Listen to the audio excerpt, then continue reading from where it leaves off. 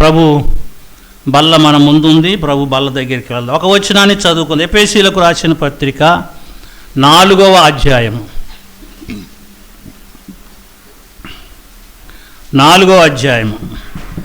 15వ వచనం అందరం కలిపి చదువుకుందాం. ఎందుకంటే ఇందులో చక్కని మాట ఉంది. ఈ అధ్యాయము నేను చదువుతూ ధ్యానించేటప్పుడు ప్రియులారా, ఒకవేళ మీరు కూడా ధ్యానిస్తే చాలా విషయాలు ఈ అధ్యాయంలో మనకు బయలుపడుతుంది. ఇదే కాదు, పౌలు పత్రికలు మన ఆత్మీయ స్థితిని, మన గతిని మారుస్తుంది.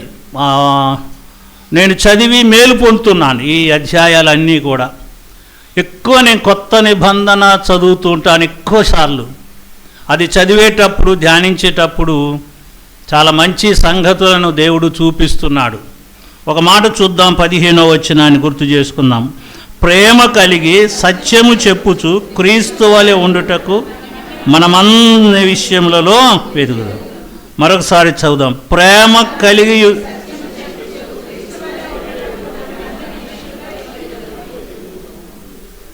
ప్రభు నీకు వందనాలు. నీ మాటను బట్టి నిన్ను స్తుతిస్తూ యేసునామాన ఈ స్తుతి సమర్పిస్తున్నాను తండ్రి. ప్రియులారా, అపోస్తలుడైన పౌలు ఎఫెసీలో ఉన్న దేవుని పిల్లలకు వివరణగా రాసిన సంగతిని ఇక్కడ మనం గుర్తు చేసుకుంటున్నాం. ఏమిటి ఆ సంగతి అంటే, మొట్టమొదటినే ఆ వచనం నన్ను తాకినది. ప్రేమ కలిగి. ఏమి కలిగాట? బైబిల్ అంతా మీరు రంగరిస్తే, బైబిల్ అంతా కూడా ఏది గ్రైండర్లో పెట్టి ఒకవేళ దాన్ని గ్రైండ్ చేస్తే చివరికి వచ్చేది ఒకే ఒకటి. ఏంటి? ప్రేమే. అంతే. బైబిలే ప్రేమ అంటే లోకంలోకి దీనికి మించినది ప్రేమ ఇంకొకటి లేదు. అందుకనే బైబిల్ అన్నది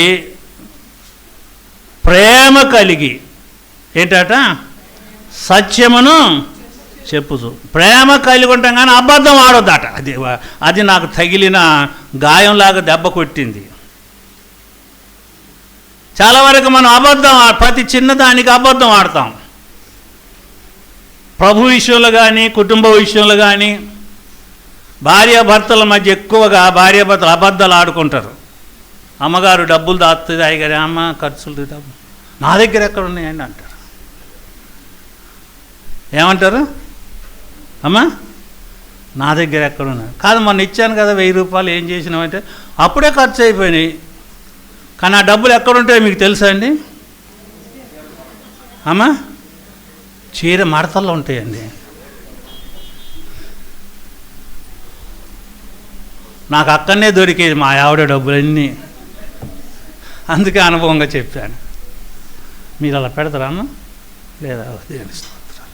రవి మంచోడు. అట్లయితే ప్రేమ కలిగి ఏమిటట? సత్యము చెప్పుచు క్రీస్తు వలె ఉండుటకు మనం అన్ని విషయాలలో ఏం చేయాలన్నట? అన్ని విషయాలు. ఏ విషయంలో అంటే ఆర్థికంగా, మానసికంగా, ఆధ్యాత్మికంగా. ఈ భూలోకంలో మనం బ్రతికినంత కాలం అట భౌతిక సంబంధమైన ఎదుగుదల కాదు. ఒకవేళ మనం భౌతికంగా ఎంతైనా ఎదగవచ్చు, దాన్ని కాదు అనడానికి లేదు. యోబు భౌతికంగా ఎదిగాడు. ఊజు దేశంలో అంతటి ధనవంతుడు ఇంకొకడు లేడు. కాబట్టి అంతగా ఎదిగాడు. కానీ దాన్ని ఆయన ప్రేమించలేదు, దానికి అతను ప్రాధాన్యత ఇవ్వలేదు. యవనస్తుడు ఎదిగాడు, కొట్లు కట్టాడు, ధాన్యం నింపాడు, తన ప్రాణాన్ని చెప్పుకుంటాడు, తినుము త్రాగుము ఇక సుఖంగా ఉండు, నీకే కొదవా. మనం కూడా కొన్ని విషయాలు ఎదిగిన తర్వాత, ఆర్థికంగా బలపడిన తర్వాత, ఆత్మీయంగా అది మనం అనం. అప్పుడు ఏమంటామంటే, పర్వాలేదు ఇక నాకు నా బిడ్డలు ప్రయోజకులు అయ్యారు, వారికి కావాల్సిన ధనం సంపాదించాను, ఉండుటకు ఇల్లున్నది, అన్నీ నాకున్నాయి, ఇక నాకేమీ పర్వా లేదు అన్న మాట అందరం అంటాం. నేను కూడా చాలాసార్లు అంటాను. నాకు 2 బిడ్డలు, వాళ్ళు సెటిల్ అయ్యారు, పర్వాలేదు ఇక నాకేముంది, వాళ్ళు ఇంత బుక్క పెడితే చాలు అని అంటాం. కానీ ఆత్మీయ దగ్గరికి వచ్చిన తర్వాత వెనకబడిపోతాం. ఎక్కడికి? ఆ ప్రభు దగ్గరికి వచ్చిన తర్వాత మనం ఏమంటాం? వెనకబడిపోతాం. ఆత్మీయ స్థితిలో మనం ఇంకా ఎదగాలి. ఇప్పుడు ఆత్మీయ స్థితిలో 3వ పత్రిక చూద్దాం, యోహాను పత్రిక 2వ వచనం. ఒకసారి ఆ మాట గుర్తు చేసుకో. 2వ వచనం, ప్రియుడా అది శరీరము వర్ధిల్లినట్టు అని యోహాను అక్కడ చెప్పలేదు. లోకంలోను వర్ధిల్లినావని చెప్పలేదు. ఓ మంచి 2-3 ఇళ్ళు కట్టావని చెప్పలేదు. మంచి ఆఫీసర్ అయ్యావని చెప్పలేదు. మంచి బిడ్డలు కలిగారని చెప్పలేదు. యోహాను యొక్క హృదయంలో ఉన్న బాధ, అంటే ఆ హృదయంలో ఉన్న భావాన్ని ఆయన తెలియపరుచు. ఏమంటున్నాడు? ప్రియుడా, నీ ఆత్మ వర్ధిల్లిన కొలది నీవు అన్ని విషయములలోనూ వర్ధిల్లుతూ సౌఖ్యముగా ఉండవలెనని. తనకేముందండి భారం? ప్రార్థన. ఏంటి ప్రార్థన? నువ్వు అన్ని విషయాల్లో ఆత్మ విషయంలో వర్ధిల్లిన కొలది కూడా నీవు అన్ని విషయంలో వర్ధిల్లాలని నేను నీ కొరకు ఏం చేస్తున్నాను? ప్రార్థన చేస్తాను. ప్రియులారా, మనం భౌతికంగా చనిపోయింది, ఆత్మీయ స్థితిలో కొన్ని ఎదగాలి, పెరగాలి. మరుగుజ్జంగా ఉండేటందుకు దేవుడు మనకు అవకాశము ఇవ్వలేదు. అందుకని అన్నాడు 128వ దావీదు కీర్తనలో ఆ మాట ఉంటుంది. మీ పిల్లలు మీ భోజనపు బల్ల చుట్టూ ఒలీవ మొక్కల వలె వారు ఎదగాలి అన్నాడు. ఎలాగ ఎదగాలి? ఒలీవ మొక్కకు ఏమీ లేదట, చావు అన్నది లేదు, ఆగిపోవటం అన్నది లేదు. 40 దినాలు ప్రచండ వర్షము కురిసినప్పటికీ కూడా అన్నీ చనిపోయినాయి. ఒలీవ మొక్క మాత్రమే పైకి ఎదిగింది. ఆకు తీసుకొచ్చింది. ఏం తీసుకొచ్చింది? పావురం తీసుకొచ్చి నోహవుకి ఇచ్చింది. ప్రియులారా, ఎదగాలి. ఏం చేయాలి? మీరు ఎదగాలమ్మా. ఇంకా అలాగ ఉండొద్దు, ఇంకా అలా కూర్చోవద్దు. మీరు అన్ని విషయాల్లో సహవాసంలో ఎదగాలి.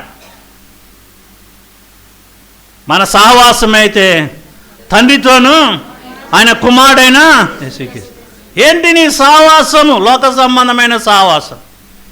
అందుకని ఈ లోక సహవాసము దేవుని దృష్టికి వైరమని మీకు తెలియదా?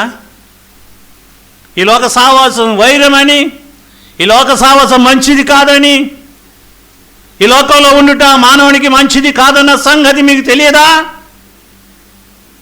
ఇంకెందుకు ఈ లోకంతో సహవాసం చేస్తారు? అన్యులతో సహవాసం చేస్తుంటారు, చేయొచ్చు, కానీ వారిలో ఒకరం అయిపోకూడదు. ఒక ఆయన నన్ను నేను అడిగాను ఒక 10 సంవత్సరాల కిందట. వాళ్ళు సంబరం చేసుకుంటే అక్కడ వాళ్ళతో కలిసి భోజనం చేస్తున్నాడు అక్కడ వీధిలో. తర్వాత అడిగాను, అయ్యగారు ఏంటండి బాబు నువ్వు అలాగా వాళ్ళు సంబరం చేసిన నువ్వు ఎలా తింటున్నావు అంటే, అయ్యా వారు ఇంటి పక్కన ఉన్నారు, మకమాట అంటే మాకు మీకంటే ఏ పని, మీకు మాకు చాలా తేడా అన్నాడు. ఏం తేడా అండి? యేసు నిన్ను రక్షించాడు. ఇక నీకు తేడేమి? తేడా ఉందా? లేదు, అందరం ఒకటే. విగ్రహార్పితమైనది ఏది ముట్టే అధికారము దేవుడు మనకు ఇవ్వాలి.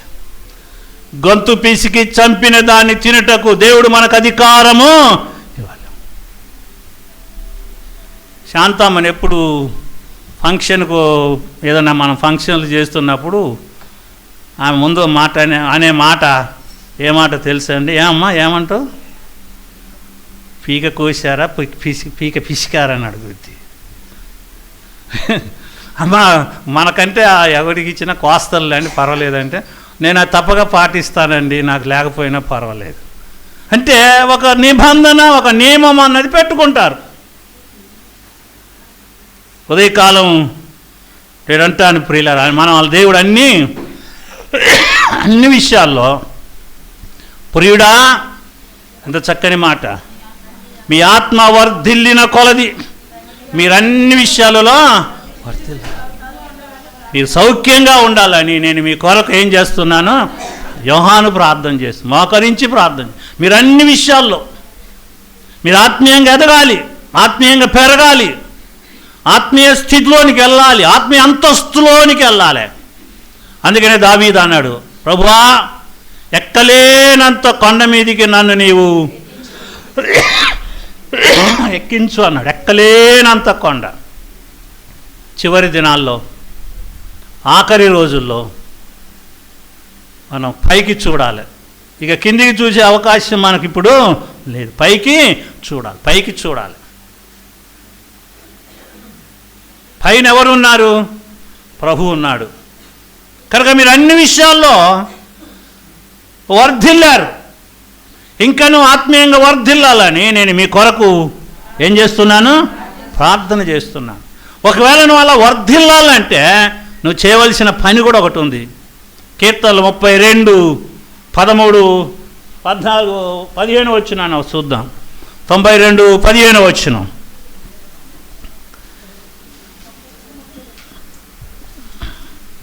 కీర్తనలు 92, 12, 15, 3 వచ్చిన.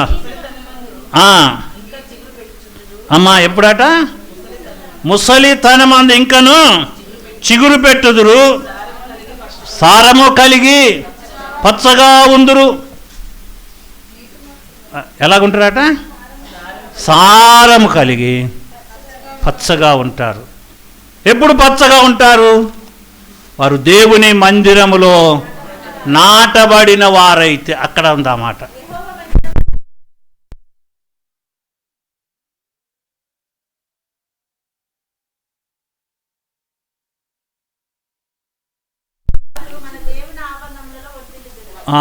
వారు ఎక్కడనాట? వారు దేవుని మందిరములో నాటబడిన వారైతే. ఎక్కడ నాటబడిన వారు? వీధిలో నాటబడిన వారా అమ్మా? ఇంట్లో కూర్చున్నవారా అమ్మా? ఎక్కడనాట? దేవుని మందిరం. దేవుని మందిరాన్ని ప్రేమించాలి, దేవుని మందిరాన్ని సన్మానించాలి, దేవుని కొరకైన జీవిత విధానాన్ని కలిగి ఉండాలి. అందుకనే 13 వచ్చులు ఆ మాట అంటారు, యెహోవా మందిరములో నాటబడిన వారైతే వర్ధిల్లుదురు. అంటే అభివృద్ధి చెందు. నువ్వు వర్ధిల్లుతున్నావు. ఆత్మీయంగా వర్ధిల్లాలంటే, ఆత్మీయ స్థితిలోనికి అంతస్తులోనికి ఎక్కాలంటే నువ్వు ఎక్కడికి వెళ్ళాలి? దేవుని మందిరంలోనికి వెళ్ళాలి. ఇంటి దగ్గర ఉంటే కాదు, వీధిలో ఉంటే కాదు. ఆదివారం ఫంక్షన్లు పెడతారు చాలామంది అమ్మా. చాలామంది ఫంక్షన్కి వెళ్తారు. యవనస్తులు మందిరానికి రారు, కొంతమంది మందిరానికి రారు. ఎలా వర్ధిల్లుతాం మనం? దేవుని మందిర సావాసం కలిగి ఉంటే, దేవునితో మన సావాసాన్ని పెంచుకుంటే, దేవుని వాక్యాన్ని వింటే, ఆయన మందిరానికి వస్తే, ఆ మందిరంలో నాటబడితే వారు ఏం చేస్తారట? ఒకవేళ నువ్వు అనుకోవచ్చు, శరీరంగా వర్ధిల్లాము కదా, ఇల్లు కట్టాం, వాకిలు కట్టాం, పిల్లల ఉన్నతమైన స్థితిలో ఉన్నారు, అయిపోయింది కథ అని అనుకోవచ్చు. ఇది భౌతిక సంబంధమైన ఆశీర్వాదం. మీరెవరైనా సరే, నేనైనా సరే, ఆత్మ సంబంధమైన ఆశీర్వాదాలు ప్రతి క్రైస్తవుడు స్వతంత్రించుకోవాలి అంటే ఎక్కడికి వెళ్ళాలన్నట? దేవుని మందిరములోనికి వెళ్ళాలి. జమీమా ఇచ్చిన సాక్ష్యం కూడా అదే. నా తల్లిదండ్రులు చిన్నప్పటి నుండి దేవుని మందిరములో నన్ను పెంచారు. విలేకరు ఒక మాట అడిగాడు, అమ్మా నువ్వు గ్రామంలో ఉన్నప్పుడు నోట్లేదో గునుక్కుంటావాట, సనుక్కుంటావాట, ప్రక్కనున్న వాళ్ళందరూ ఆ మాట మాకు చెప్పారు అని అంటే ఆమె ఒక మాట గుర్తు చేసింది. ఏమందో తెలుసండి? నన్ను నేను ప్రేరేపించుకుంటున్నాను, నన్ను నేను ఏం చేస్తుందట? పురికొల్పుకొనుట. అది నన్ను నేను ప్రేరేపించుకుంటున్నా. పురికొల్పుట ఆశీర్వాదం. నేను చాలామంది పురికొల్పుతా, అమ్మ బైబిల్ చదవండి, కీర్తనలు చదివి వచ్చారంటే 4, 5 ఇట్లయితే ఎవరన్నీ చూస్తారేమని ఇంటిని చెప్తారు. పురికొల్పినప్పుడు మీరు పురికొల్పబడితే మిమ్మల్ని మీరు పురికొల్పుకోవాలి. అది అప్పుడు ఆశీర్వాదం. ఎవరు చెప్పితే చేసేది, చెప్పారు కదా అని కాదు. వాళ్ళు చాలామంది చెప్పినా చెయ్యరు, పురికొల్పబలరు. కానీ వ్యక్తిగతంగా ఉండాలి. దానికి ఏమి ఉండాలి? వ్యక్తిగతంగా నేను ఈ పని చేయాలి, నేను సాధించాలి, నేను ఈ పని సాధించాలి. పట్టుదల ఉండాలి, పౌరుషం ఉండాలి. మరొక మాట, చక్కని మాట జ్ఞాపకం చేసింది. 5 మాటల్లో ఆఖరి మాట ఆమె చెప్పిన మాట ఏమిటంటే, నేను గ్రౌండ్లో నిలబడి బ్యాటు పట్టుకోగానే నా చిన్నప్పటి నుండి నా తల్లిదండ్రులు నేర్పిన విద్య, ఊరకుండి యెహోవా మీ పక్షంగా యుద్ధము. ఇది బైబిల్ మాట అన్నది. మాట బైబిల్ మాట. ఊరుకుండు, యెహోవా మీ పక్షంగా ఏం చేస్తాడు? యుద్ధం చేస్తాడు. ఎప్పుడు యుద్ధం చేస్తాడు? వీధిలో ఉంటేనా, ఇంటిలో ఉంటేనా? కానీ 13వ వచనంలో మీరు దేవుని మందిరంలో నాటబడిన, మీ పిల్లలు దేవుని మందిరంలో ఉండాలి, మీ భర్త దేవుని మందిరంలో ఉండాలి, భార్య దేవుని మందిరంలో ఉండాలి. యెహోషువ అన్నాడు, నేను నా ఇంటి వారు. నువ్వు ఎదగాలి అంటే, నువ్వు అన్ని విషయాల్లో వర్ధిల్లాలి అంటే, ఆత్మీయ అంతస్తులోనికి ఎదగాలంటే నువ్వెక్కడ నాటబడాలి? దేవుని, దేవునితో సావాసం, దయ్యాలతో కాదు. దేనితోని? దేవునితో సావాసం లేకపోతే దయ్యాల సావాసం ఆశీర్వాదం ఇవ్వదు. దేవుని ఆశ్రయిస్తే దేవుడు ఆశీర్వదిస్తాడు. ఉజ్జీయాన్ని గురించి ఒక మాట చెప్పి ముగిస్తాను, ప్రభు వల్ల ఉంది కాబట్టి. 2వ దినవృత్తాంతాలు 26వ అధ్యాయం 1-2 వచనాలు చదువుకుందాం. తీసుకొని రాజుగా నియమించను. అతడు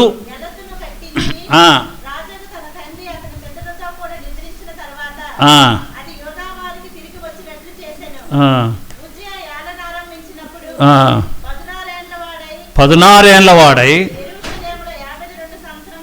52 సంవత్సరాలు ఏలెను.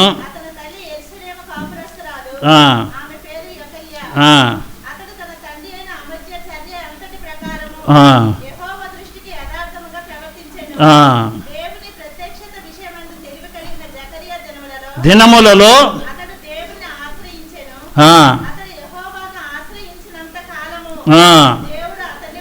చాలు. దేవుడు ఎవరిని ఆశ్రయించినంత కాలం? యెహోవాను ఆశ్రయించినంత కాలము దేవుడు అతనిని ఆశ్రయించాడు. దేవునిని ఆశ్రయించాడు. అమధ్య చర్యలన్నిటి చూశాడు. జకరియా దినములో క్రమాన్ని పాటించాడు. చిన్న వయసులో ఆయన చేసిన గొప్ప పని 8వ వచనంలో ఆ మాట మనకు కనబడుతుంది. 7వ అధ్యాయం చివరి మాట అనుకుంటాను. దేవుడు అతనికి సహాయము చేశాను. అది దేవుడు ఆయనకి ఏం చేశాడు? ఎప్పుడు సహాయం చేశాడు? ఆయనను ఆశ్రయించినప్పుడు, ఆయన దగ్గరికి వెళ్ళినప్పుడు, ఆయనకు మొరపెట్టినప్పుడు, ఆయన దగ్గర ఏడ్చినప్పుడు, కన్నీరు కార్చినప్పుడు. నేను చాలాసార్లు నాకు ఈ అనుభవం కలిగి ఉన్నాను. దేవుడు సాయం చేస్తాడు, మనుషులు కాదు. జయమన్ రావు గారు నాకు ఒక మంచి వాగ్దానంతో కూడిన చక్కని మాట, సవాల్తో కూడిన మాట చెప్పాడు. బ్రదర్ భయపడకు. మేము వెళ్ళి ఆ గట్ల మీద కూర్చున్నప్పుడు, చిన్న పెంకుటిల్లు, బ్రదర్ నువ్వు భయపడకు, దేవుడు ఒక ద్వారాన్ని మూస్తే మరొక ద్వారాన్ని తెరుస్తాడు. కానీ నాగటి మీద చెయ్యి వేశావు, వెనక తట్టు చూడకు. ఎవరి తట్టు చూడు? దేవుని తట్టు. నేను దేవుని తట్టే చూస్తున్నాను. నా బలహీనతలో కానీ, నా వ్యక్తిగతంగా కానీ, ఆర్థికపరమైన పరిస్థితుల్లో కానీ నేను ఎవరిని ఒక రూపాయి అడగను. నా తీర్మానం. ఎవరి దగ్గర అప్పు చేయను, అది నా తీర్మానం. కావాలంటే అప్పు ఇస్తాను కానీ తీసుకోను. అది నా తీర్మానం. దేవుడు నాకు ఏం చేస్తాడు? సహాయం చేస్తాడు. అంతే. దేవుడు చేసేది ఏంటి?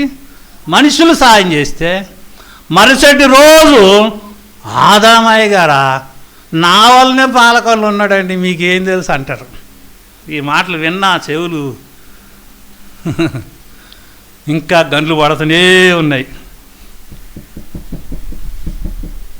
అదే దేవుడు సహాయం చేస్తే, అమ్మా దేవుడు సహాయం చేస్తే ఎవరు? ఆ దేవుడు అటుడా అదా నా వల్ల నువ్వు బతికినావని అన్నాడే. ప్రభు సహాయం. అదే ఈ మాట చాలా విలువైంది. దేవుడు అతనికి సహాయము చేసెను అన్నాడు. ఏం చేశాడట? సహాయం ఎందుకు సహాయం చేశాడు? యెహోవాను ఆశ్రయించాడు. కష్టములో వెళ్ళాడు, బాధలో వెళ్ళాడు, ఇబ్బందిలో వెళ్ళాడు. ఈ రాజ్య పరిపాలన ఎలా చేయాలని అడిగాడు. దేవుడు అతనికి సహాయం చేశాడు. ఈరోజు మనకు దేవుడు సహాయం చేయడా అమ్మా?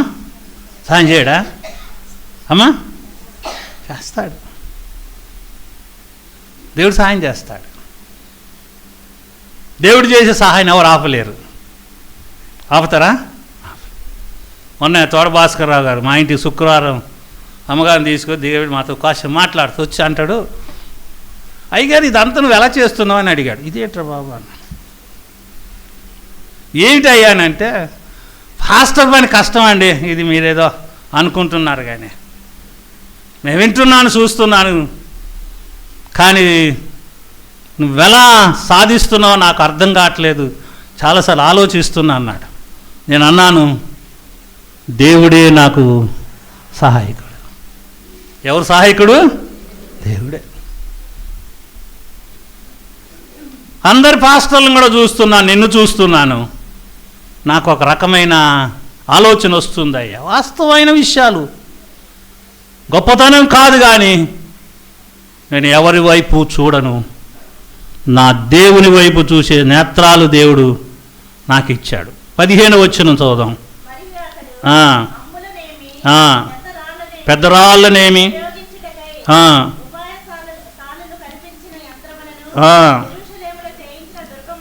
దుర్గములలోను ఉంచెను.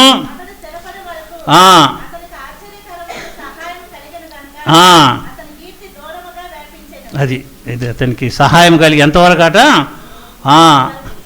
స్థిరపడు వరకు అతనికి ఆశ్చర్యకరమైన సహాయం. స్థిరపడేంతవరకు అట ఏ సహాయం అట?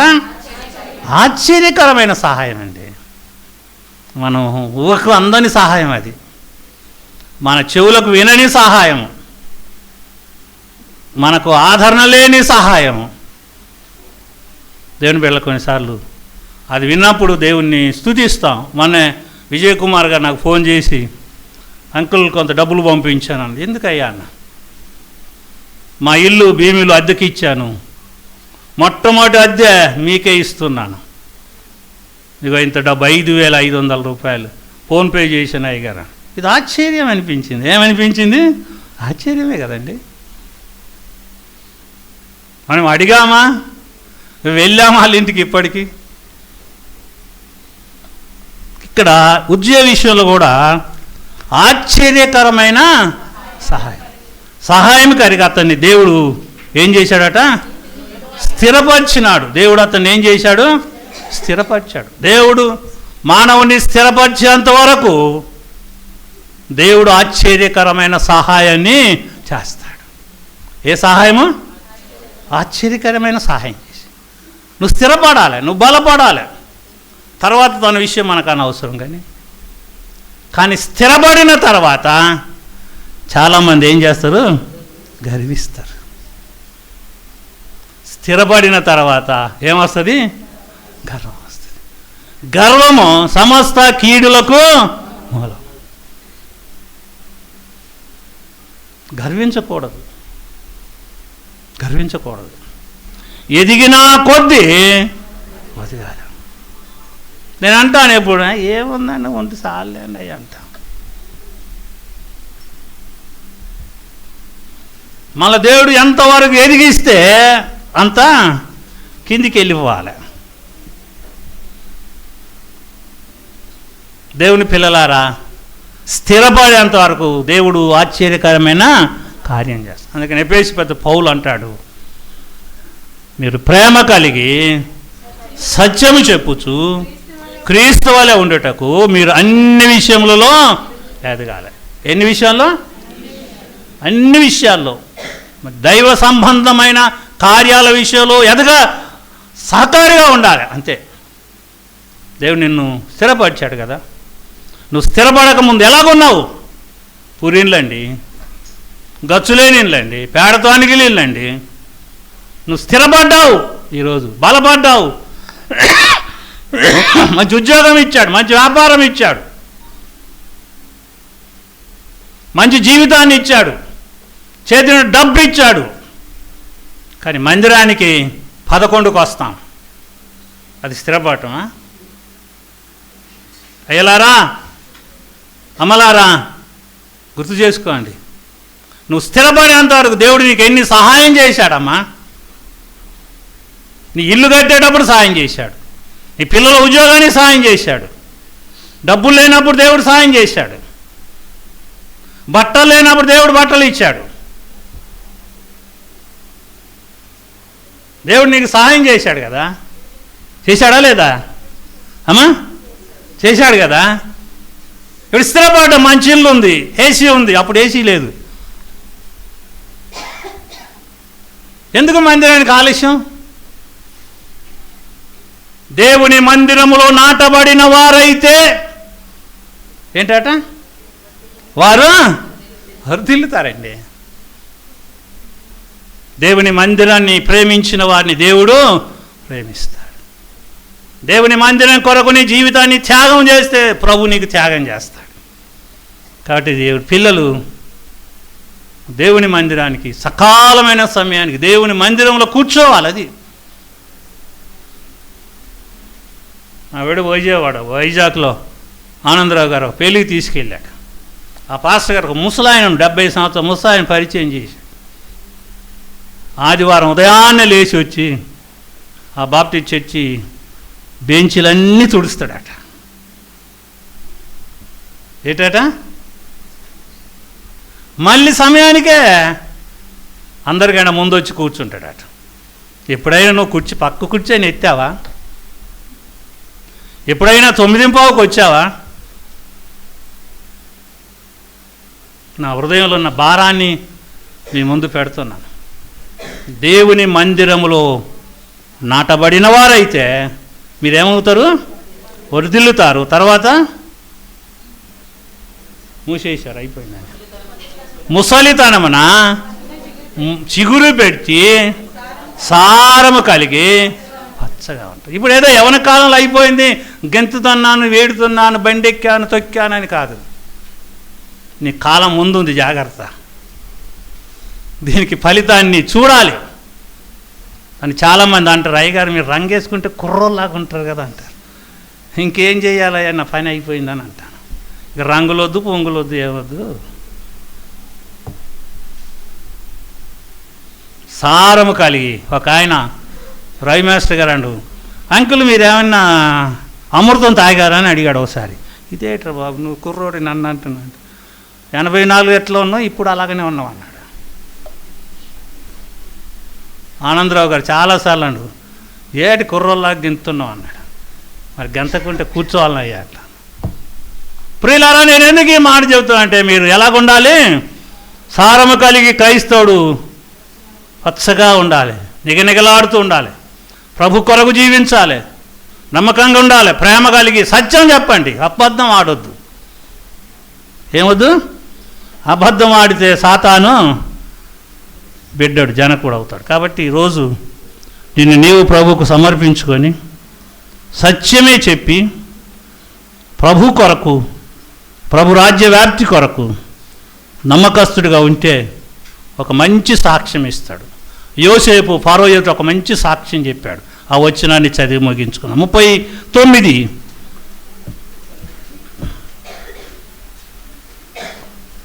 ఆదికాండం 39:2 అనుకుంటా, చూడండి ఒకసారి. అతడు వర్ధిల్లుతూ ఉండెను.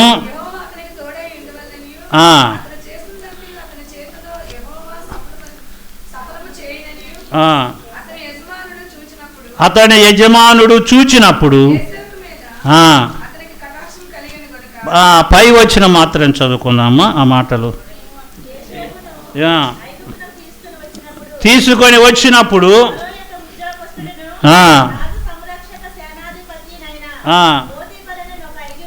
ఐగుప్తీయుడు, 2వ వచనంలో ఆ మాట, తోడై ఉండెను గనక అతడు చేసినదంతయు వర్ధి.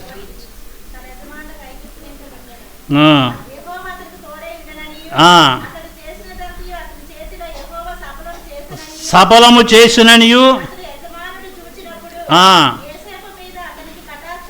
కలిగెను గనక. అది తర్వాత ఒక మాట అంటాడు, 8వ వచనం 9వ వచనంలో అంటాడు, అయినందున ఉండలేదు కాబట్టి ఘోరమైన దుష్కార్యము చేసి అది పాపము కట్టుకొందును అన్నాడు. దుష్కార్యము చేసి, ఏ కార్యమాట? దేవుణ్ణి ఆశ్రయించాడు యోసేపు. ఎవరిని ఆశ్రయించాడు? దేవుణ్ణి ఆశ్రయించాడు. దేవుని ఆశ్రయించినందువలన యోసేపును దేవుడు వర్ధిల్లింపజేశాడు. ఆయన చేసినదంతా కూడా సఫలమైంది అన్నమాట. ఏం చేశాడు? తాను ఏ పని చేసినా, జైల్లో ఉన్నా, యోసేపు ఇంట్లో ఉన్నా, ఫరో ఇంట్లో ఉన్నా, బయట ఉన్నా, ఆయన ఎక్కడికి వెళ్ళిన ప్రాంతం అంతటిలో కూడా యోసేపు యోసేపు దీవెనలకు కారణము యెహోవాను ఏం చేశాడు? ఆశ్రయించాడు. ఉజ్జయ ఎవరిని ఆశ్రయించినాడు? యెహోవాను ఆశ్రయించినాడు. అందుకనే మనం కూడా ఎవరిని ఆశ్రయించాలి ఇప్పుడు? అది నువ్వు యెహోవాను ఆశ్రయించడం నేర్చుకుంటే నువ్వు వర్ధిల్లుతావు. యెహోవాను ఆశ్రయించితే దేవుని మందిరములో నాటబడతావు. ఎక్కడ? దేవుని మందిరం. ఇది దేవుని మందిరము. దావీదుతో దేవుడు ఒక మాట అన్నాడు, ఇది దేవుని మందిరమే కానీ వేరొకటి కాదు. ఈ పని బహు గొప్పది. ఈ గొప్ప మందిరంలో నువ్వు నాటబడితే, గొప్ప మందిరాన్ని సకాలమైన సమయానికి వచ్చి ప్రభు సన్నిధిలో మోకరించి ప్రార్థన చేసి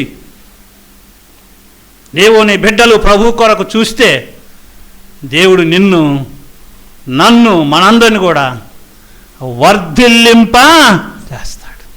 అలాగ వర్ధిల్లాలి. మీరందరూ అభివృద్ధి చెందాలి. మీ కుటుంబాలు పచ్చగా ఉండాలి. మీ పిల్లలు పచ్చగా ఉండాలి. మీరు రానున్న దినాల్లో ప్రభు కొరకే ఒక మంచి సాక్షులుగా ఉండాలి. అలాంటి సాక్ష్యం ఇచ్చే బిడ్డలుగా దేవుడు మనందరినీ దీవించునుగాక. మంచిది. చిన్న ప్రార్థన చేద్దాం. ప్రభు నీకు వందనాలు.